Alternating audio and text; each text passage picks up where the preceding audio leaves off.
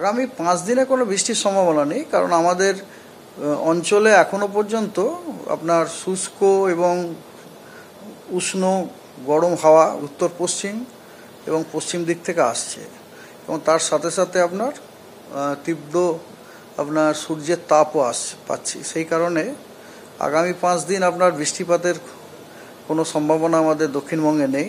এই যে হিটওয়েভ বা সিভিয়ার হিটওয়েভ, এটাও কিন্তু দক্ষিণবঙ্গের বেশ কিছু জেলাতে জারি থাকবে, উইথ ওয়ার্নিং। কোথাও কোথাও রেড, কোথাও কোথাও অরেঞ্জ থাকবে। শুধু দক্ষিণবঙ্গ নয়, এমনকি উত্তরবঙ্গতেও বেশ কয়েকটি জেলাতে হিটওয়েভ থাকবে। হিটওয়েভ থাকবে বলাটা উচিত নয়, ফোরকাস্টার হিসেবে থাকার সম্ভাবনা যথেষ্ট আছে। এবং শুধু তাই নয়, মানে এক্সট্রিম যে নর্থের যে ডিস্ট্রিক্টগুলো, তার মধ্যেও বেশ কয়েকটিতে আপনার হট অ্যান্ড হিউমিড ওয়েদার হওয়ারও কিন্তু যথেষ্ট সম্ভাবনা আছে।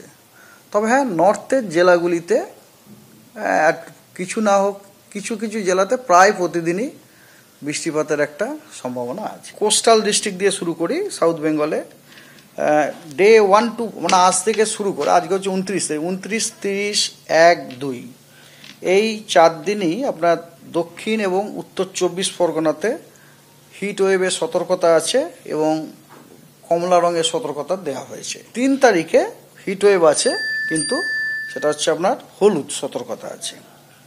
এরপরে কোস্টাল ডিস্ট্রিক্টের আর একটা বাকি থাকলো, সেটা হচ্ছে ইস্ট মেদিনীপুর। ইস্ট মেদিনীপুরে আপনার আজ, কাল, পরশু এই 3 দিনই কিন্তু হিট ওয়েভ থেকে এবং সিভিয়ার হিট ওয়েভের সতর্কতা আছে এবং রেড সতর্কতা দেওয়া হয়েছে। 2 এবং 3 তারিখে আপনার অরেঞ্জ সতর্কবার্তা দেওয়া হয়েছে হিট ওয়েভ এবং সিভিয়ার হিট ওয়েভের। হাওড়া, হুগলি এবং নদিয়া এই তিনটেতে আপনার day 1 to day 4, that is 29, 30, 1, 2 এই 3 দিনই আপনার দেওয়া হয়েছে হিট ওয়েভ উইথ অরেঞ্জ সতর্কতা, এবং ডে 5 এই 3টি জেলাতে ইয়েলো সতর্কতা দেওয়া হয়েছে। মুর্শিদাবাদে আপনার ডে 1, 2, 3 এই 3 দিনে আপনার heat wave and severe heat wave লাল সতর্কতা দেওয়া হয়েছে। ওয়েস্টার্ন ডিস্ট্রিক্টের যদি আমরা আসি, ওয়েস্টার্ন ডিস্ট্রিক্টে প্রতিটা ডিস্ট্রিক্টেই আপনার ডে 1 টু ডে 4-এ heat wave to severe heat ওয়েভের সতর্কতা দেওয়া হয়েছে লাল, আর ডে 5-এ অরেঞ্জ দেওয়া হয়েছে।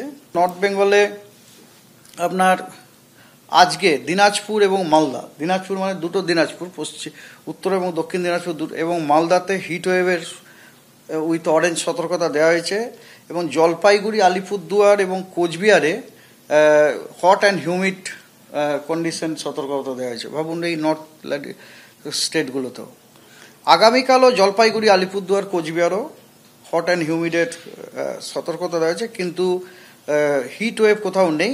তবে থান্ডারস্টর্ম, রেন, লাইটনিং, ঝোড়ো হাওয়া 30 থেকে 40 কিলোমিটার বেগে 3টি জেলাতে দেওয়া হয়েছে, সেটা হচ্ছে দার্জিলিং, কালিম্পং এবং জলপাইগুড়িতে।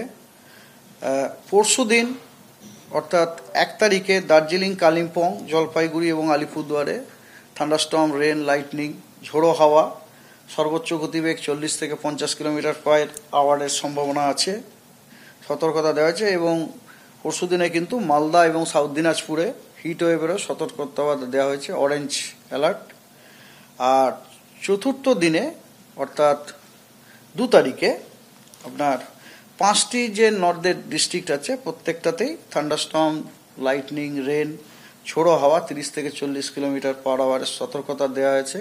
কোনো হিট ওয়েভ বা হট অ্যান্ড হিউমিডের সতর্কতা নেই। 5ই মেতে যে রেনফলের সম্ভাবনাটা আছে, সেটা কিন্তু উত্তরের দিকে, মানে কোস্টের, এটা কিন্তু পূর্বর দিকে এবং কোস্টের দিকে, মানে উত্তর 24 পরগনা, দক্ষিণ 24 পরগনা এবং পূর্ব মেদিনীপুর, এই 3টি জেলাতে খুব হালকা বৃষ্টিপাতের সম্ভাবনা। তার কারণ হচ্ছে যে 5 তারিখ থেকে আমরা দেখতে পাচ্ছি বে অফ বেঙ্গল, বঙ্গোপসাগর থেকে দক্ষিণবঙ্গে জলীয় বাষ্প ঢোকা শুরু করেছে, এবং হাওয়ার